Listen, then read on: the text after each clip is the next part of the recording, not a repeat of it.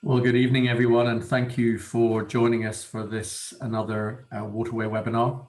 But really, without any further ado, I'm delighted to welcome Audrey Smith, who's known to, I'm sure, everyone. But Audrey, I'm sure you will give a little bit of introduction tonight ahead of your presentation. But I'm certainly looking forward to what you've got to say. So thank you for joining us. Thank you for taking us through this tonight. Over to you. Thank you.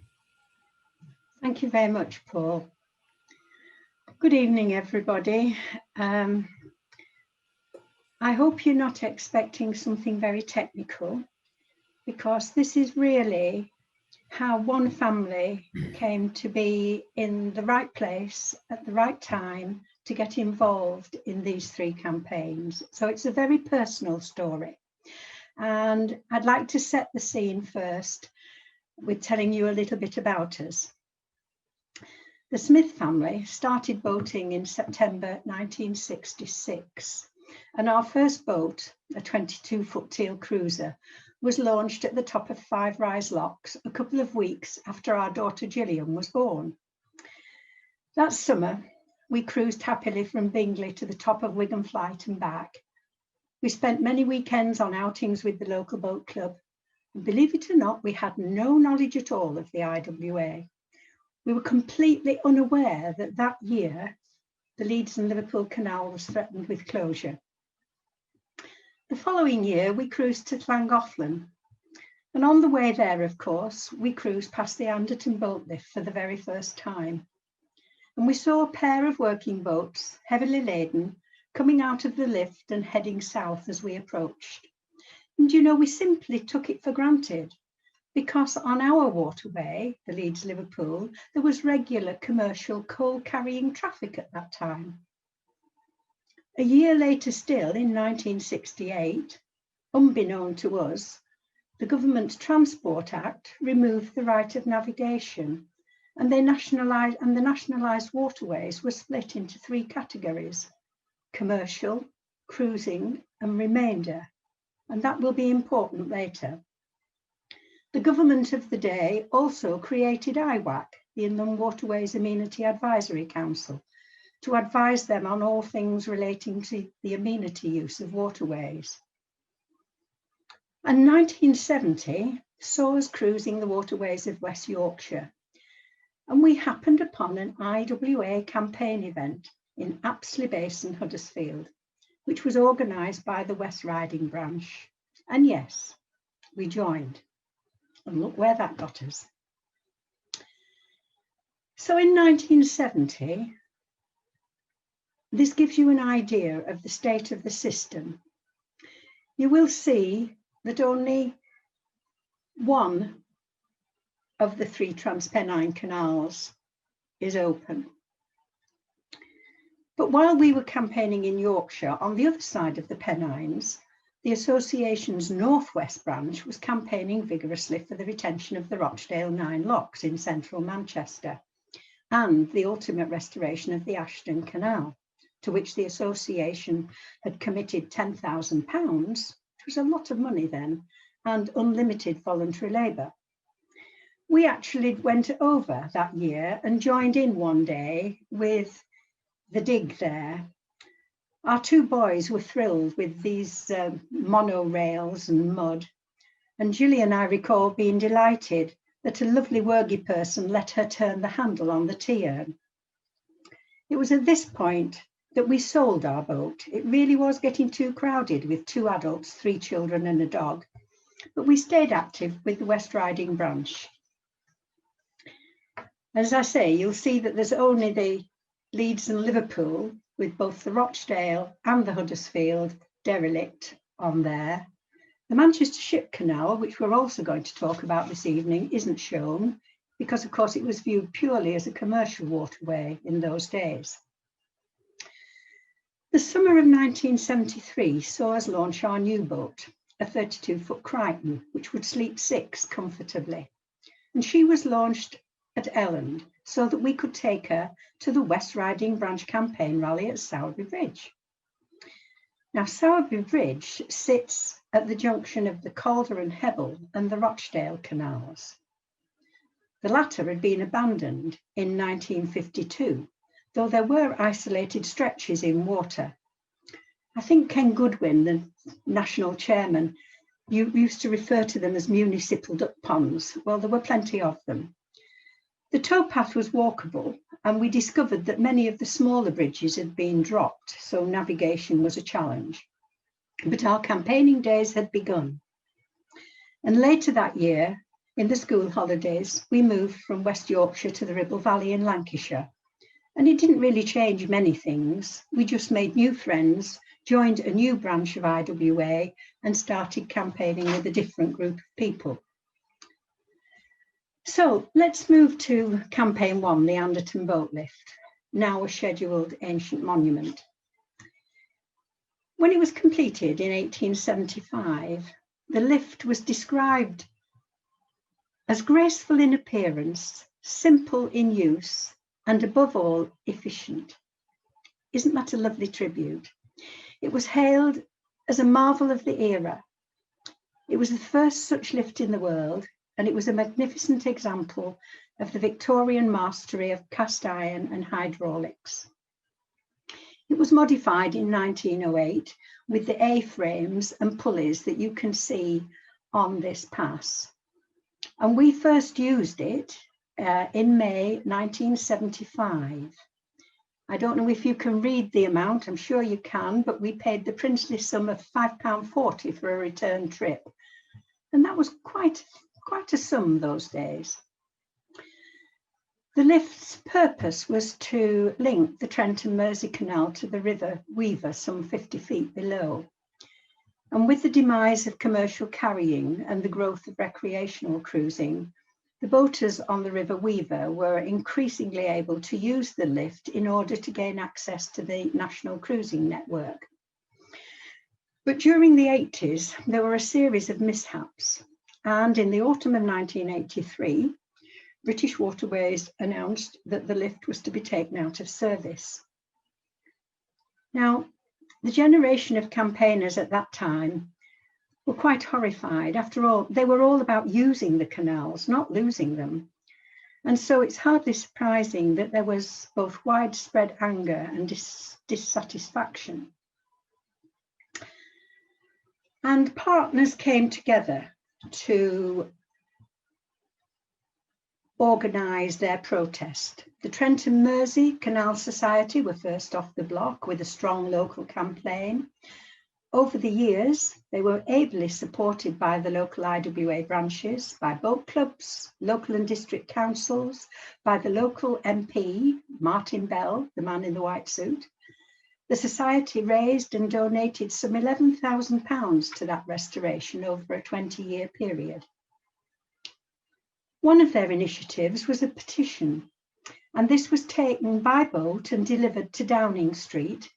Protest rallies took place on a regular basis, sometimes at the top, sometimes at the bottom, and sometimes simultaneously. And for some years, British Waterways remained reluctant and silent. They would not commit to repairs. We all accepted that they were hard pressed financially, and we tried arguing that it was an integral part of a cruising waterway. But they had us. They were able to point out that if you looked at the small print in the 1968 legislation, the Trent and Mersey Canal was listed as a cruiseway, the River Weaver was listed as a cruiseway, but the Anderton lift itself was not listed at all. However, ongoing pressure provided a wide range of partners eventually effected a change of heart. And 10 years later, in 1994, we learned that English Heritage had approved in principle a BW proposal for restoration with an electric mechanism.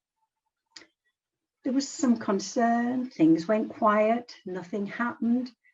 3 years went by and it was announced that a revised agreement had been reached. Essentially, they were going to return to a hydraulic mechanism, They would put the cogs back, but they would be decorative rather than functional. Now, local enthusiasts had not been idle during these 10 years. The Friends of the Anderton Boat Lift had been formed, which was a membership organisation for enthusiasts and the local community.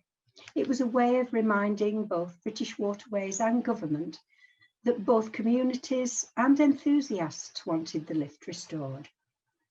And a little later, the Anderton Boat Lift was formed, a wide-ranging partnership of influential groups, both public and voluntary. The trust was chaired by Richard Drake, the then regional chairman, and as an IWA trustee resident in the Northwest, I was asked to represent the association on the trust. The big breakthrough came in 1998, when a successful bid to the Heritage Lottery Fund secured a grant of £3.3 million towards an anticipated overall cost of £7 million. And this was followed by a grant of £500,000 from English Heritage. Now, in and amongst all this, British Waterways had been reviewing their position and their status. They couldn't change their status, but they did get government approval to set up the Waterways Trust. And so the newly formed Waterways Trust took on a 99-year lease of the lift and was tasked with a massive fundraising exercise. And so it was that in March 2000, British Waterways were appointed by their own charitable sidekicks as both engineer and contractor to work on site. Fundraising involved professional staff and offered sponsor and patron status. Many organisations, both local and national, became sponsors or patrons, but the first gold patron plaque went to the IWA, of course, because we set the example. And not to be outdone, our Worgies decided that they would go for gold as well and pledged to raise £10,000, with up to 25 Worgies seeking sponsorship to abseil 50 feet off the lift. Well, they did their jumps, and being Worgies, they raised far more than £10,000.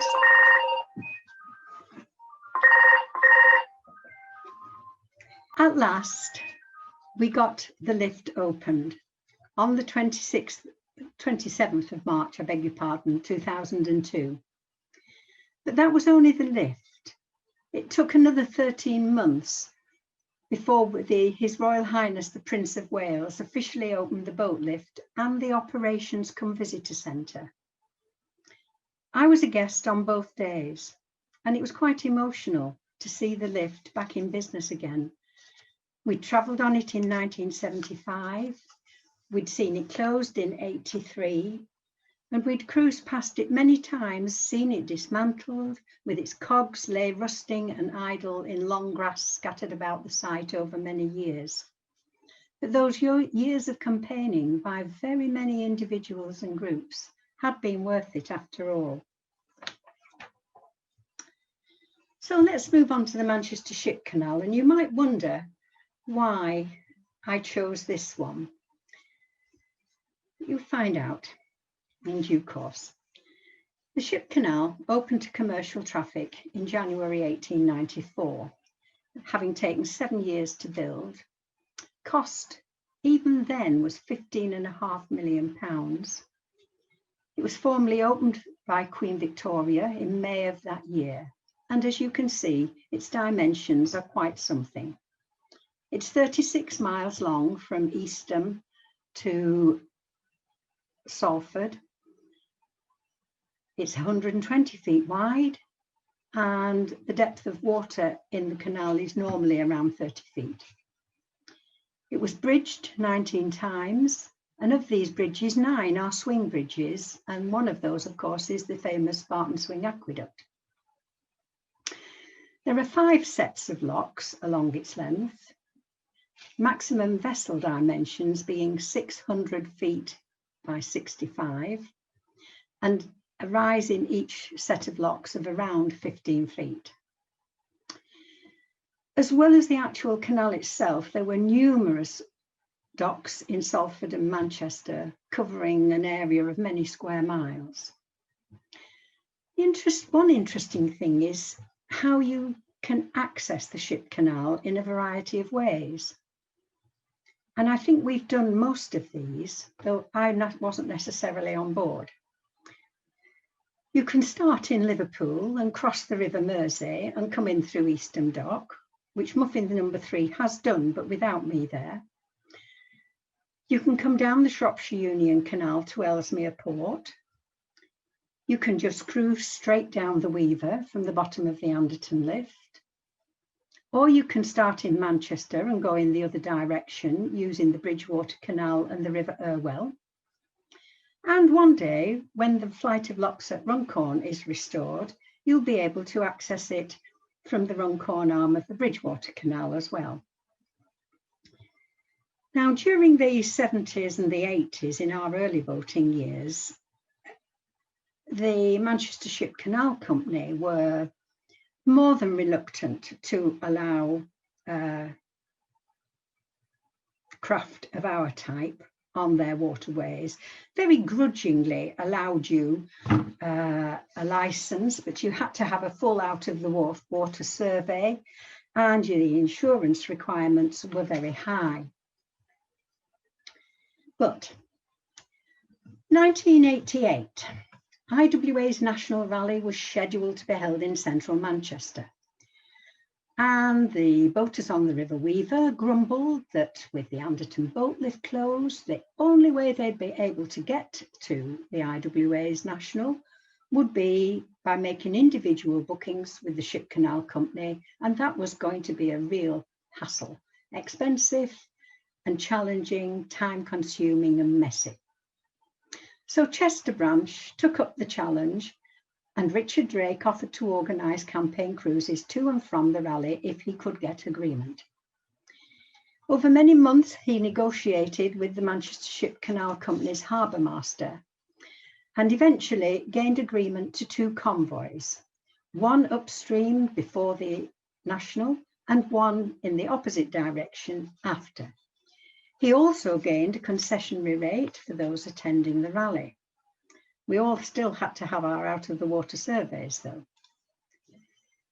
Now, it was the first ever convoy of narrowboats, and there were some 30 boats on the trip to the festival, tied in pairs. There was a pilot on the leading pair, and we left Ellesmere Port around 6 o'clock on a beautiful sunny morning, and were joined by a smaller flotilla of boats as we passed the junction with the River Weaver. You'll note that I said we. Muffin number 3 was only partly fitted out at this stage. We had a galley, we had a bathroom, but David and I slept on a blow-up bed, and we sat on garden chairs in what was eventually to become our living area. But David was adamant that we should get this new boat of ours round to Ellesmere Port and join this convoy. He was quite convinced that this would be a one-off, that we'd never have such an opportunity again. The photographs you can see are not of that actual first trip. These were taken at different times. But the one in the top left is actually in Ellesmere Port Basin as boats gather. And the one below it, you will see that the narrowboats are all travelling singly. We learnt the hard way that being tied in pairs filled our front wells with water as we cruised. And if you didn't have drain holes, you had problems. And of course, the commercial traffic looked enormous to us, and no doubt we looked very small to them. One of the aims of that national was to exploit the potential of the Ship Canal and thereby help to transform derelict Dockland. Well, we certainly, I think, achieved those aims, especially when I look back at the changes to Salford Quays and Docklands by the time of the end of my time as National Chairman. Further events along the Ship Canal followed, and quite a number were specifically organised so that boaters from around the national network could use the Manchester Ship Canal to access the Weaver, to go and join the protests to have the Anderton Boat Lift restored.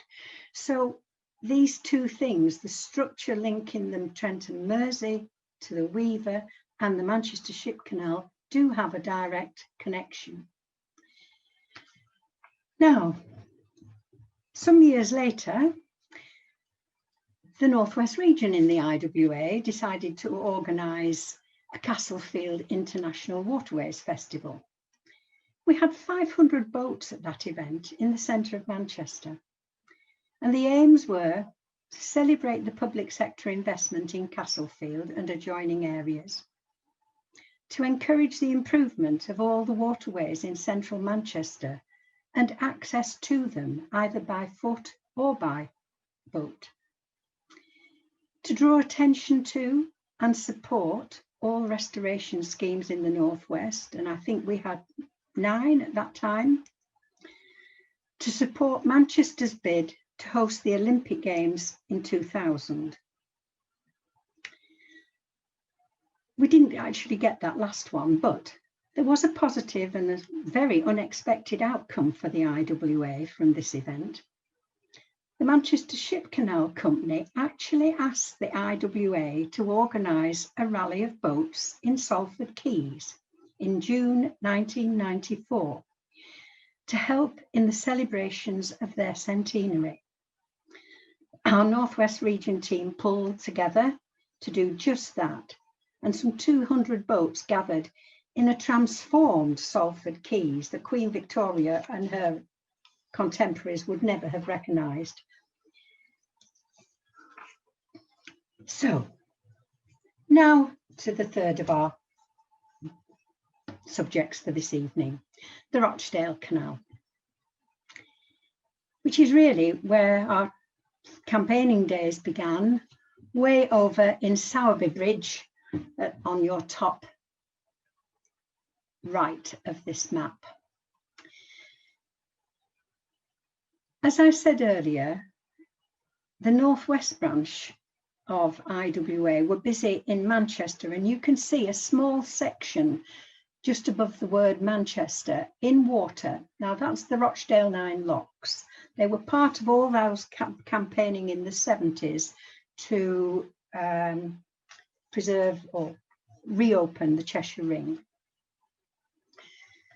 The Rochdale Canal itself was actually opened in 1804, and it was the first of the 3 Transpennine canals to be constructed.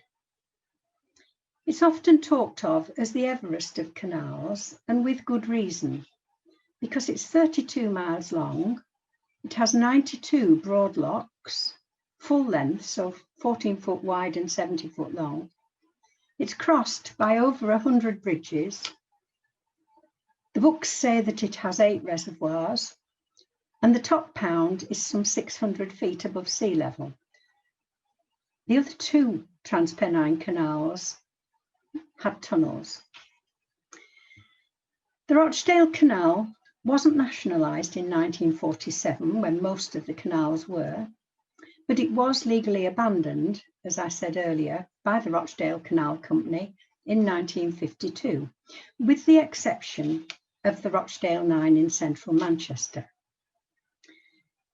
It's quite saddening to remember that the remainder of the canal within the city boundaries was infilled and the locks were cascaded at a cost to the public purse of £500,000. So let's see what we did on the Rochdale. Well, here we are in muffin number 2. I'm holding the rope. I really don't know whether that's David with his camera or not, but I don't think it is. But you'll see that we had to have a licence to pass through the Rochdale 9. We are now 5 under dog, so the boat had to be that little bit bigger. And our logbook records that 52 boats attended the rally that we started with in Sowerby Bridge in 73. Within a year, the Rochdale Canal Society was formed. And the Rochdale Canal Society and the IWA set about undertaking a feasibility study for the restoration of the eastern side with all its municipal duck ponds. But we had moved to Lancashire in 1977, and we were there in 1978 for a rally of boats in Dale Street, Manchester. 130 boats attended this event that we're on our way to, and the passage for one way was £6.50. The Rochdale Canal Company knew how to print money. You might be surprised to learn that in 1990, we were charged £22 for a single passage. And by 1999, that had increased to £32. Meanwhile, back in Yorkshire, Calderdale Council had nailed their flag to the mast and had committed to restoring the canal within their boundaries, a length of some 16 miles. They were supported in this endeavour over the following 20 years by a body known as called English Partnerships. This was a government regeneration body, and also by West Riding County Council. One of their initiatives was Callis Mill. But firstly, let's just take a step back. Together, this consortium of a county council, a district council, and a government regeneration body took full advantage of the government-run Manpower Services scheme. And in 1982, Calderdale Council actually set up Callis Mill Workshop as a skills training project to undertake restoration work on the Rochdale Canal. And records indicate that in a period of some 8 years, 300 tons of silt had been dredged, 35 locks had been refurbished and had new gates made. Bridges had been repaired, or if they'd been dropped, they had been rebuilt, and some major blockages had been removed. And ever innovative, commissions from other restoration schemes were also undertaken. So lock gates were made for other schemes, and also things like garden towpath furniture, benches and the like. In the late 70s, the Canal Society were alerted very sort of in an underhand fashion that there were proposals to build a Manchester Outer Ring Road, later to become the M66. But when those plans were eventually unveiled some 10 years later, it became apparent that the canal was to be completely bisected by this new road. Well, the Canal Society and the IWA agreed that this was totally unacceptable, but what was to be done about it? Well, we came up with a plan. The Canal Society would challenge the plan at a public inquiry, and the IWA would provide the £60,000 that they anticipated would be needed to meet the costs of that. In 1986, concurrent with the public inquiry, we organised a public protest rally on site. It was great fun. People milled around. Some people took canoes. Our scouts came with us and took their anything they could paddle. In due course, the independent inspector completed his report, and to our great relief, he recommended that through navigation should be preserved. I don't think for the IWA 60,000 has ever been so well spent. And construction of that motorway actually began in 1990. But 1987 saw a complete change of heart with the setting up of the Rochdale Canal Trust. And this effectively brought Calderdale and the various Lancashire authorities under one umbrella. So we have Calderdale, Oldham, Rochdale and Manchester councils working together with the Rochdale Canal Company, the IWA and the Rochdale Canal Society. The trust was chaired by Councillor Alan Brett, leader of Rochdale Council. And funnily enough, I saw him interviewed on TV only a couple of weeks ago. One of the trust's first pieces of work was to provide this document, Case for the Restoration and Protection of the Rochdale Canal. And I'm going to bore you by reading a little bit of it. The following commitments were given by partners. I still find this almost unbelievable. The Rochdale Canal Company committed to fulfil its statutory obligations and support initiatives leading to restoration. The local authorities undertook to protect the canal and resist infilling and building along the line. Those which had already begun improvements pledged to continue doing so, and they also pledged to look at government and other public bodies for financial support. The voluntary sector committed to assisting with the upkeep of the canal environment and to promote community activity. And the trust as a whole would work to ensure that restored lengths of canal were adequately maintained to a navigable standard and that the general public would have access to the canal for sport and recreation. That's quite a statement. Now, up till then, the bulk of the work had been taking place on the eastern side of the canal, and IWA had appointed John Crute, who was then North East Region Chairman, to be their representative. When John eventually stood down as Region Chairman, the main challenges had moved across to the Lancashire side, and so the North West Region Chairman was asked to attend. Yours truly. Various challenges arose as progress was made. One of these was at Todmorden, where the main road bridge over the canal had been widened. The adjacent lock structure was sound but had no gates. The widening of the main road meant that lock arms could only be fitted at the downstream end if the lock was shortened. And that was thought to be not an issue. However, IWA and RCS protested strongly because one shortened lock actually prevents full-length boats traversing the canal from end to end. There was a short stalemate, and then a certain lady had a brainwave. How about putting a guillotine gate at one end and having a traditional gate at the other, and thus retaining a full-length chamber? And that is actually what happened in due course. Now, IWA, wanting to make good use of the sections in water for a campaigning event, organised a national small boat rally in 1990. It had two very simply stated aims.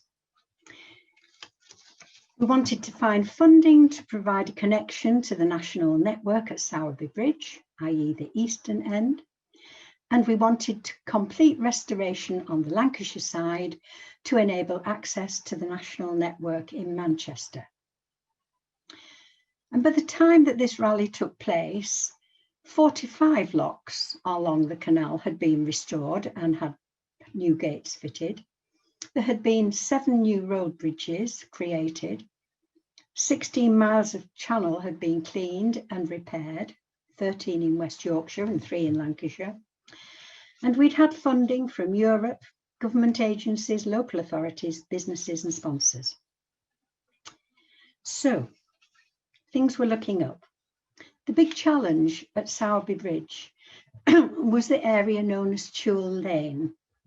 And Chewell Lane runs sort of down, thank you Alison, that line.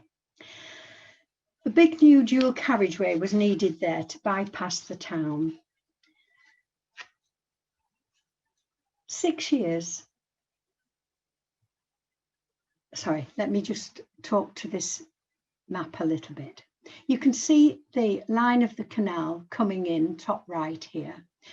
And that lock there was almost the site of the original lock 5. Lock 4 and Lock 3 were completely filled in and destroyed, I think would be a better word. And a tunnel was built underneath Chule Lane to take us through down into the canal by in readiness for Locks 2 and Lock 1. This was actually opened 6 years after our small boat rally at Hebden Bridge. The deep lock is the deepest now in the country, just beating the deep one at Bath. It has a drop of 20 feet. And the lock is fitted with 2 sets of lower gates. Water supply has always been a problem on the Rochdale, and by having 2 sets of lower gates, you can shorten the lock in practice if you don't need the full 70 feet and thus save water. The curving tunnel obviously was part of the road construction works, and this is controlled by traffic lights because it is dark and it does seem very long when you cruise through it. And the traffic lights ensure that there is one-way traffic either coming from Lock 2 to go through the tunnel and up the deep lock, or to go down the deep lock through the tunnel and emerge at the other end. And the entire project here was funded by English partnerships, i.e. government. So let's jump ahead to August 2000, and when we had joy all round, when we learned that at long last the ownership of the Rochdale Canal had been signed over by the Rochdale Canal Company to the Waterways Trust. And it was confirmed that the Waterways Trust would continue restoration from Littleborough down to Dale Street Basin in Manchester. We were advised that some 16 different contracts would be shortly let, with work continuing through until at least 2001. Coming with this came a revision to the makeup of the Rochdale Canal Trust, and the 2 voluntary sector organisations, the Rochdale Canal Society and the IWA, were removed from the trust. Now, at first we thought this was churlish and we were a bit stroppy. But when things were explained, we calmed down because it was all to do with the legalities of the Millennium Commission making a grant. And everybody who was to be a party to receiving this sizable grant had to be able to demonstrate that it could be refunded if not required or misspent. So in a way, we were glad to be out of it. But we celebrated this good fortune again at Hebden Bridge with the Millennium Waterways Festival. This was the first event that we were organising on TWT's Rochdale Canal, and a different atmosphere altogether. So finally, in July 2002, we were able to return and celebrate the opening of the Everest of Canals. And you can see this was my invitation. The second phase of this scheme had cost some £24 million. And this was made up by 11.9 million from the Millennium Commission, 10.8 million from the North West Development Agency, substantial contributions from Rochdale and Oldham Council, and of course you can't overlook the earlier contributions from Calderdale Council and the West Riding County Council and English partnerships. So let's just have a look what it's like to cruise on the Rochdale Canal. Here we are in Todmorden, and you can see my guillotine gate. You can see me too on the back, and some of you may recognise that little blonde bombshell sitting on the top. I'm sorry to embarrass you, Rhiannon, but that really was you then. We're actually on our way to the IWA National in Huddersfield, going across the newly reopened Rochdale to get there, and we returned via the newly opened Huddersfield. Next picture, please. If you visit Churl Lane site without your boat, or get off your boat and have a pot around, you'll find this plaque on the wall. Civil engineers being patted on the back for their work in constructing this. No mean feat at all. And another one, please. Now, muffin number 3 on the left, and our friends Ruth and Mary in Windwhistle on the right. You can begin to get some sense of the depth as we go down in Churl Lane Lock. And gradually we will go into the tunnel and come out at the other end. Now, this is interesting because almost all the tunnel is concrete. But here as we emerge out at the far end, we actually still go under the original canal bridge that is still there under this great new road above. And you can see the original Lock 2 there waiting for us. Well, we're just about the end of this presentation. And just before we finish, I'd like to just share with you some of the things that I've learned, or many of us have learned, over the last 50 years. And I would say, don't be afraid to have a vision. They do come true eventually. We've found it's better to make friends than enemies. Your local community, your local councils, your MPs, your local businesses, other users, possible sponsors, befriend them all. Win the hearts and minds of your local navigation people. Raise your profile, hold small events, use these as a means to grow your membership and enhance your image. Nowadays, I would urge you to make use of the IWA Restoration Hub. It wasn't there for us, but it is there now. And as you become more successful, you need to be prepared and you need to be flexible. You need to have schemes up your sleeves so that you can move quickly when new grant schemes come along. And you need to be able to tweak them to fit the criteria. They're not designed for you, but you can be designed for them. Be prepared for the long haul. After all, Brian Holden became Secretary of the Rochdale Canal Trust in 1974. He was still Secretary in 2002 when it was officially opened. And I regret to have to say this, but don't think your work is over when your scheme's officially opened. You need to keep your eye on what's happening. Things do change and not always for the better.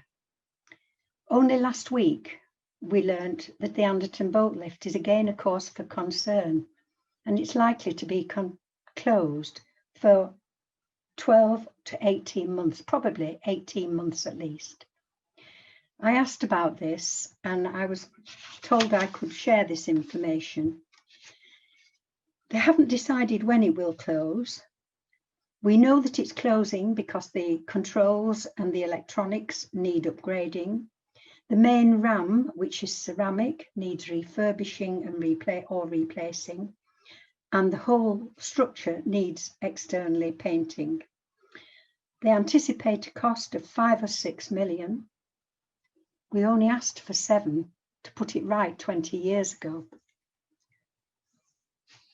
They would like to improve the facilities and extend the building that is now the operations centre, cafe and shop and little museum, to add on a conference centre so that they no longer have to use the marquee in the gardens, and that they think that would make for more income.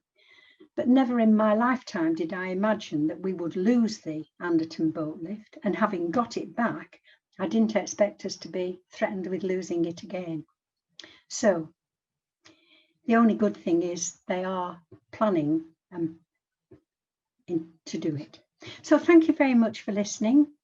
I hope I haven't bored you to death. Thank you. Audrey, thank you for that. That was wonderful. Really appreciate you taking us through those three iconic projects. Now, we've had a lot of questions come through.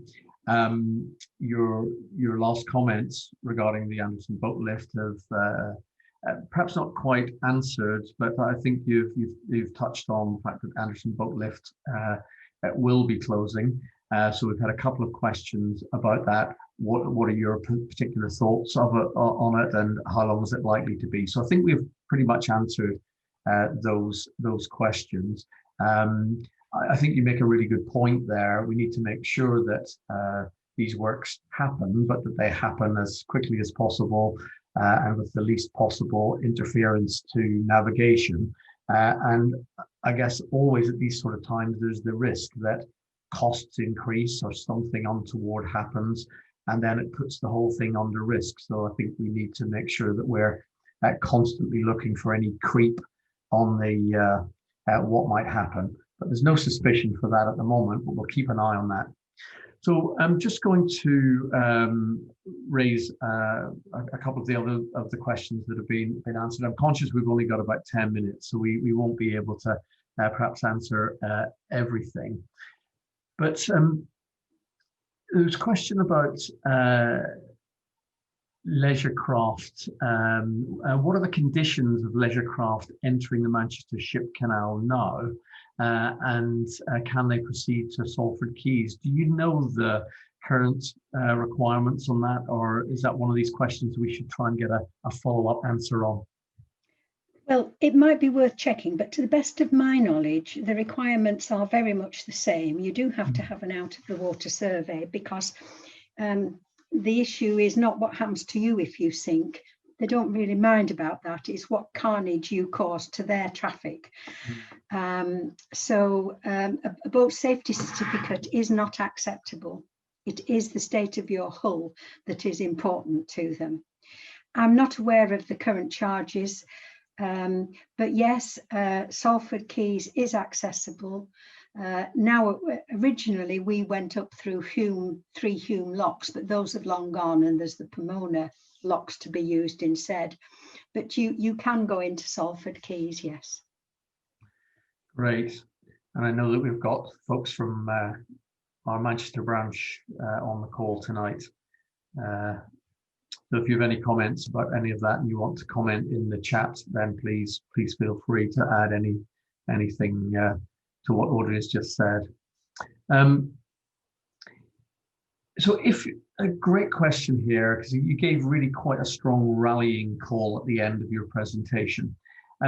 If you were a 20-year-old waterways enthusiast today, what current restoration project would you get involved in?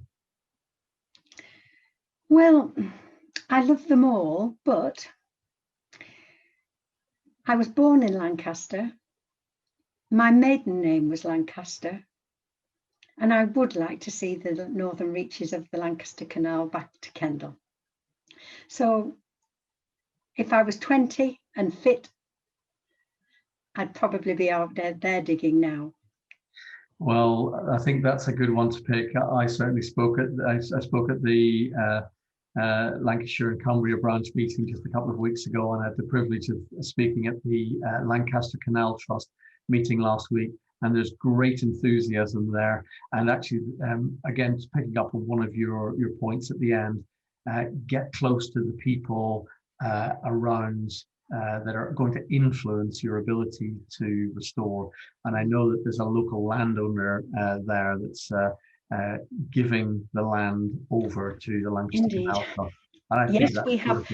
really We had a encouraging. local landowner who is giving us land, and we have another local landowner who won't let us barely use the right of way across his land. So Well, people are very different. they certainly are, but getting close to people, setting a good example, then hopefully will create an example for others. I think back to those early days, there's a question here. Did you get a lot of advice and support from outside of the campaigning group? Or were you just making it up as you went along? What might you have done differently on one of those campaigns if you knew what you knew now and had the support that perhaps we can draw on today? Well, I have to say, I think we were here in the Northwest, we were very, very fortunate.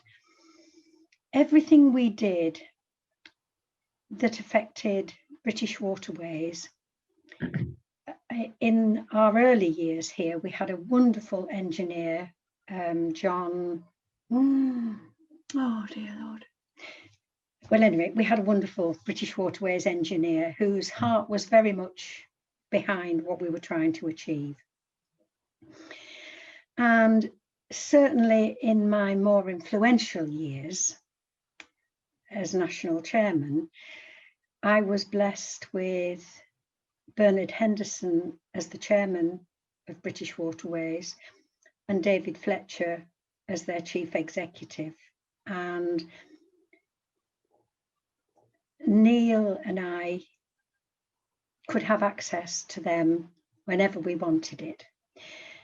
They were pragmatic, they were helpful, and even when we disagreed, we could disagree and remain friends. And I think this is the important thing. You haven't to fall out over things, because you have to live to fight another day and people have to respect you. So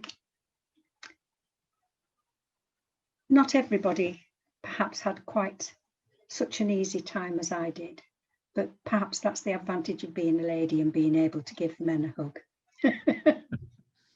Excellent. Well, you talked a lot in the earlier part of your presentation about partners coming together, about people pulling together, and you've just said that, we need to be friends, to live to fight another day. Are there any areas that you think we could be doing better today than we are in terms of how we work with others? No, I think there might be areas where others might work better with us. Perhaps, yes. I think the IWA is very open, and I think it's very honest in terms of its publicity. It doesn't claim what it doesn't deserve to claim, and that isn't always true of some of the other partners that we work with. Interesting. No, thank you. Good to have your reflections on that. You mentioned quite a bit as well about protest rallies. Do you think the days of protest, of such activism, are over? Because we don't quite see that quite so strongly, unless I've missed something. Well, of course, we didn't have the advantage of mobile phones and all these things that bewilder me nowadays. If you wanted to talk about something with people, you had to go around and see them. You had to have a meeting. If you wanted to whip up enthusiasm, you needed to actually do something on the ground. So times were different, but actually I think it was much more fun doing it that way. So do you think there's a place for those physical rallies as well as the wonderful online social media campaigns? So yes, I do. This evening, I've never done anything quite like this. how do you talk to 50, 80 people and not see them? It's the strangest thing I've ever done. Yes. Yeah, it's very difficult, but we know there's still 68 people on this call, and it's you are speaking to every single one of them, and I'm sure they're judging by the questions, they're hearing and hanging on every word that you're saying. Now, I was pretty sure Rhiannon would ask a question because she earned the right to ask a question after your comments earlier. I thought she might have asked you a more difficult one. All she's asked is, what do you think of Muffin's new colour scheme? Well, I've only seen it part finished, but I did say they could do what they liked as long as they kept the boat name. Right. My daughter and son-in-law, just to make that clear, my daughter and son-in-law have taken over the running of Muffin number 3, and I will only be a visitor on her, although I will provide her mooring. Well, it's an important part of the heritage that a boat like that stays within the family. And there was a quick comment made. Was it John Freeman who was that? Thank you. Yes. Great. Good. Yes. That's fine. Well, look, very conscious of time. I'm sure there are lots of other questions. There are one or two that we haven't managed to get to this evening. And I think some folks will recognise that we didn't pick up on the Ribble link because, as we've shown, there was barely enough time even to cover the 3 that you did. So I think we'll look at how we cover the Ribble link in the future, because I'm sure there's equally compelling story that sits behind that as well. But Audrey, thank you for joining us. Have you any final words to us and the remaining 60 plus people that are still on the call? Just stay members of IWA and do your little bit. Well, thank you. That's very encouraging. I would echo that. And I'd like to thank you. I'd like to thank everyone else who's joined us this evening. I hope that that's been inspirational. It certainly has been to me. Please do share the link to the YouTube video when it comes out so that others that weren't able to join us tonight can see that. And thank you. Have a wonderful evening, and hopefully we'll catch up again soon at another Waterway webinar. Thank you. Good night.